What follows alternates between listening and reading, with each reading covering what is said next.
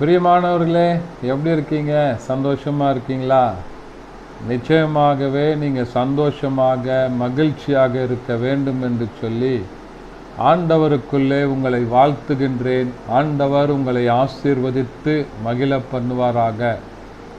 இந்த நாளிலே ஒரு சிறப்பான ஆண்டவருடைய வார்த்தை என்னவென்று சொன்னால், ஐயா, என்னுடைய பாதைகள் எல்லாம் கரடு முரடாக இருக்கிறது, கடினமான பாதையில் நான் நடந்து போய் கொண்டிருக்கிறேன், என்னால் நடக்க முடியல, கடந்து செல்ல முடியல, இதெல்லாம் நான் எப்படி கடந்து செல்லுவேனோ என்று சொல்லி நினைத்து ஏங்கி கொண்டிருக்கிறீங்களா?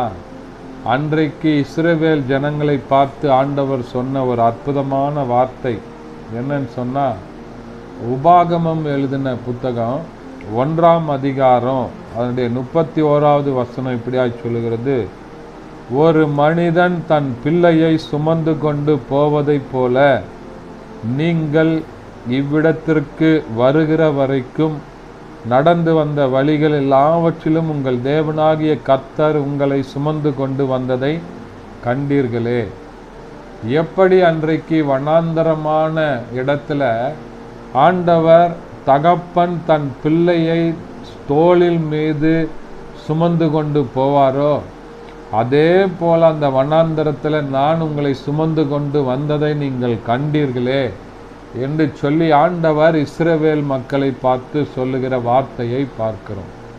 இன்றைக்குமாக உங்களை பார்த்து ஆண்டவர் சொல்லுகிறார், கடினமான பாதையாக இருக்கிறதே, நான் எப்படி இதில் நடக்க முடியும்? ஒருவேளை சின்ன பிள்ளை கரடு முரடான பாதையில் நடந்ததுன்னா என்ன பண்ணிடும்? கால் தவறி விழுந்துடும், கால்கள் இடறிவிடும். அப்படிப்பட்ட நேரத்தில் பெற்றோர் தங்களுடைய பிள்ளைகளை தோளின் மீது ஏந்தி கொண்டு செல்வதை பார்க்கிறோம்.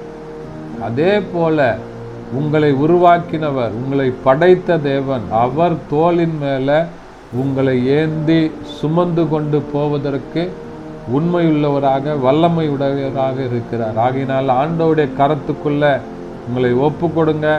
ஆண்டவர் உங்களை சுமந்து கொண்டு போவதை உங்களால் உணர்ந்து கொள்ள முடியும். ஆண்டவர் அப்படிப்பட்ட ஆசீர்வாதத்தை தந்து உங்களை வழி நடத்துவார். ஜெபம் பண்ணலாமா? பரிசுத்த பிதாவே, உம்மை துதிக்கிறோம், உம்மை ஸ்தோத்தரிக்கிறோம். அந்த நாளில் கேட்ட அருமையான வசனத்தின்படி ஒரு தகப்பன் தன் பிள்ளையை சுமந்து கொண்டு போவதை போல ஆண்டவரே இஸ்ரவேல் ஜனங்களை சுமந்தீர். அதே தேவன் இன்றைக்கும் தனிப்பட்ட ஒவ்வொருவருடைய வாழ்க்கையிலும் அவர்கள் கரடு முரடான பாதைகளிலே, கடினமான பாதைகளிலே, ஆண்டவரை சோர்ந்து போயிருக்கிற பாதைகளில் அவர்களை சுமந்து கொண்டு நீங்கள் வழி நடத்துங்க. இயேசுவின் நாமத்தில் பிதாவே, ஆமென். தேங்க்யூ. God bless you.